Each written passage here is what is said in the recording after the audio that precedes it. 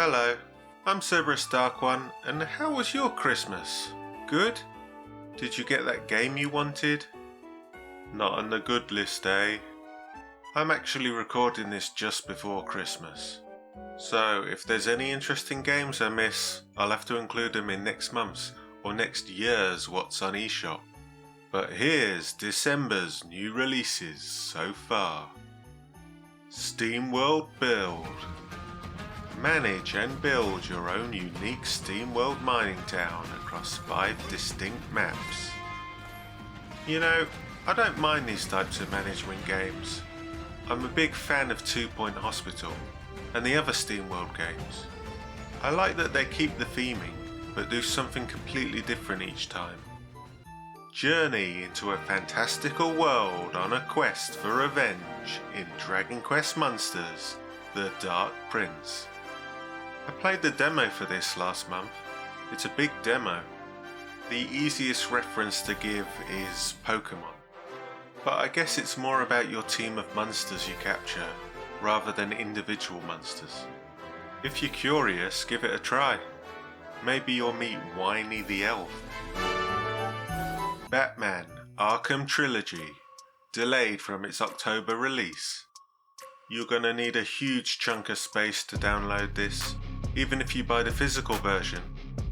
From what I hear, Arkham City weirdly plays better than Arkham Asylum, while Arkham Knight really struggles, hence the delay I'm guessing.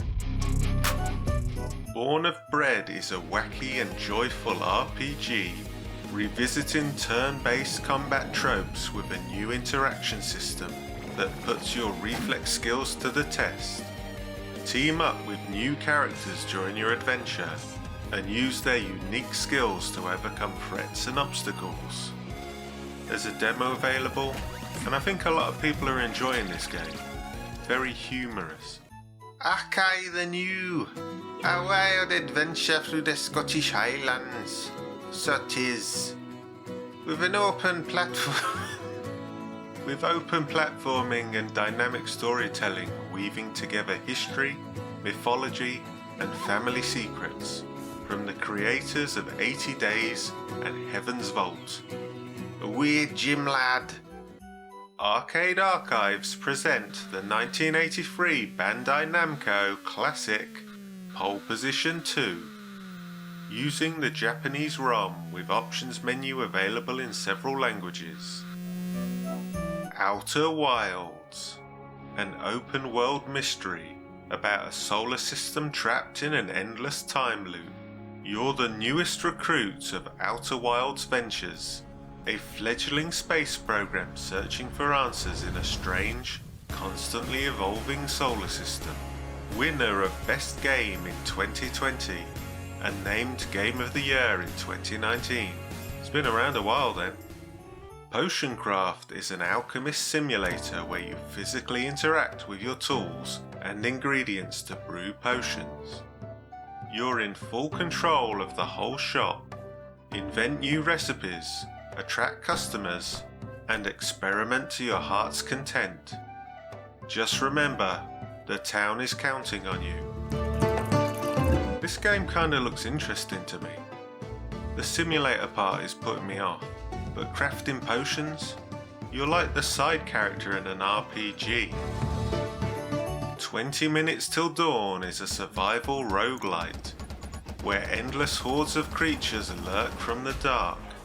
Craft an array of overpowering builds and eradicate waves of Lovecraftian nightmares. Will you be able to survive the night? Seems very Vampire Survivors inspired. Dive into a realm of high-speed thrills and mind-boggling stunts as you take the reins of the mightiest monster trucks in Truckzilla. There are a lot of monster truck games, not that many are any good. Space Papers. Grab your spacesuit, prepare your intergalactic equipment, and secure the planet's border. This seems funny. 50% off until the 7th of January. Looks a bit like Futurama. Light It Up. Get ready to ignite the excitement and light your way through an epic adventure.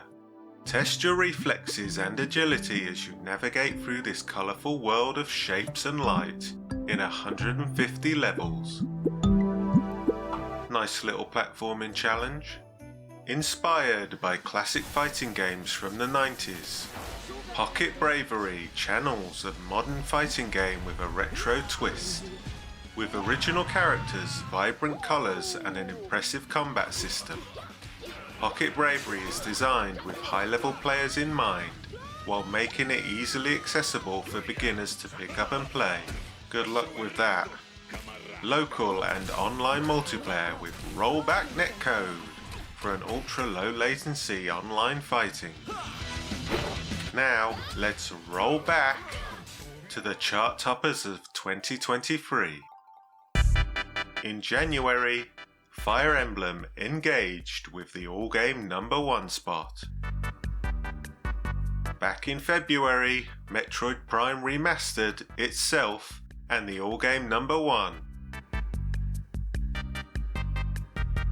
After an almost 2-year delay, Advance Wars sets up camp at the all-game #5 in April. A strong release for the much anticipated Zelda sequel, Tears of the Kingdom.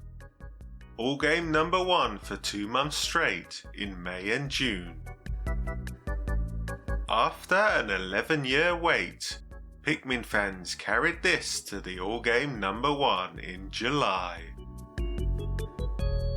While in August, Vampire Survivors did the double of all-game and download #1. And in October, that watermelon game almost did the double as well, with an all-game #2 and a download #1. The actual all-game #1 obviously belonged to Super Mario Bros. Wonder.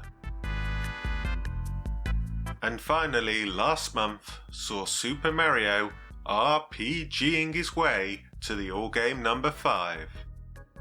That's not too bad. Let's take a look at the games I just had to put on my wish list, my ever-growing wish list. Going back to January, Roller Drama caught my eye. It's kind of a management sim where you look after the private and professional lives of a bunch of roller derby girls, but in a more narrative way. And the art style is great. I can see it as being one of those quiet day games, whereas the steampunk style Wild West game Dust and Neon has a lot more action. The first time I saw this I thought, oh, this is a SteamWorld game, if they made a twin stick shoot 'em up. Another shoot 'em up to make the list is Squad! Squad 51! This has a great kitsch 1950s theme, just like those old sci-fi B-movies. I think it's fun when games really lean into an aesthetic like this. Now this game, Ken Follett's The Pillars of the Earth, I was really taken by back in March. I just thought the presentation of it just looked amazing. People love the novels, I remember the TV show. I ended up getting it when it was on sale, and it's on sale again, with a whopping 90% until the 5th. Sadly, I couldn't actually play it at the time due to lack of download space. But it's on the list for 2024, the playlist, The Pale Beyond. If you're quick, there's a 30% sale. I might pick this up right now. It's a narrative survival management game. Seems interesting in concept, and the art style is great. It actually reminded me of Pillars of the Earth. Figment 2 looks interesting. A musical puzzle game. There's a bundle available with the first game as well, and a demo. On to probably the biggest game of the year, Zelda Tears of the Kingdom. I was so excited for this game. Loved Breath of the Wild. I got my pre-order in. Had to avoid watching all the midnight streamers while I was waiting for the post to come. But I ended up only playing the tutorial island, video available, and that's it. I keep thinking it's going to be a massive game, that I'll want to explore absolutely everywhere, and I need a big chunk of time for it, so I keep putting it off. Link has just been hanging around in Lookout Landing for 7 months. But in 2024 I'm gonna get into it. Another adventure but on a smaller scale. Smushy Come Home. One of those charming little games. What do they call them? Cozy games? I don't mind these things at all. And Smushy looks like a fun guy. I was gonna play the demo of this in July, but I just didn't have time.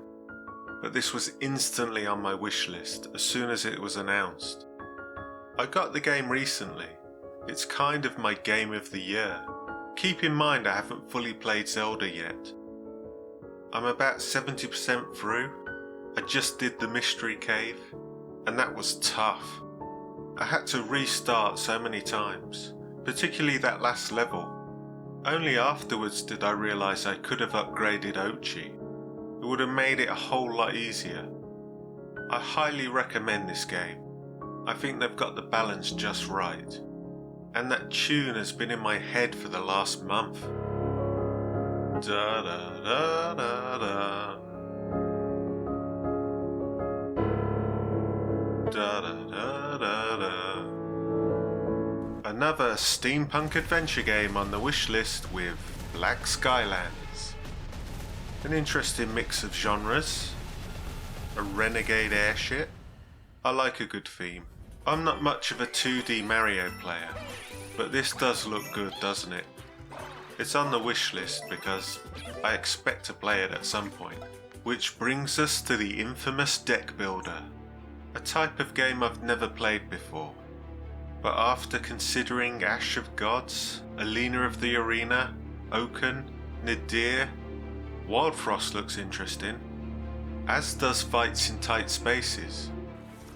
I've finally settled on Pirates Outlaws being my first deck builder game.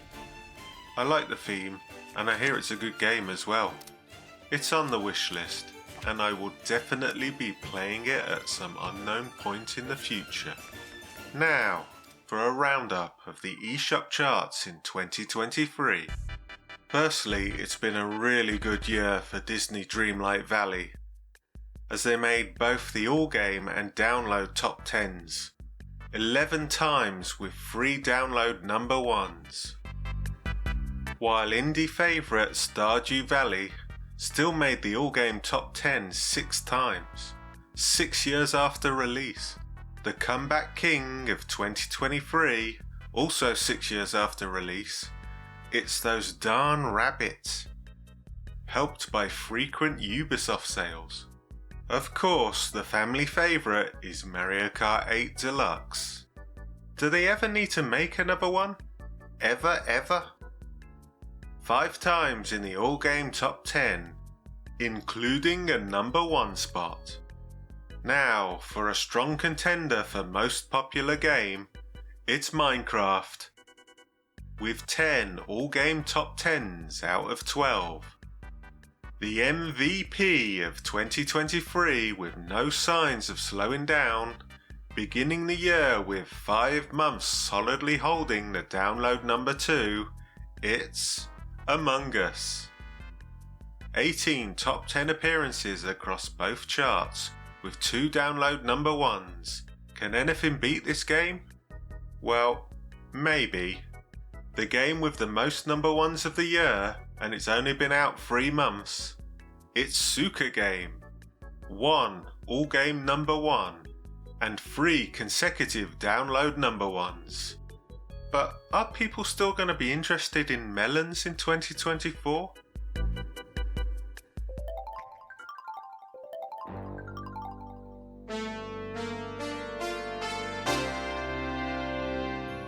And that is that. What's on eShop for December and for 2023? As for next year, some people are saying the Switch 2 is coming. I'm not so sure, but maybe we'll get a reveal. Have a good Christmas holiday. I've been Cerberus Dark One, and I'll see you next month.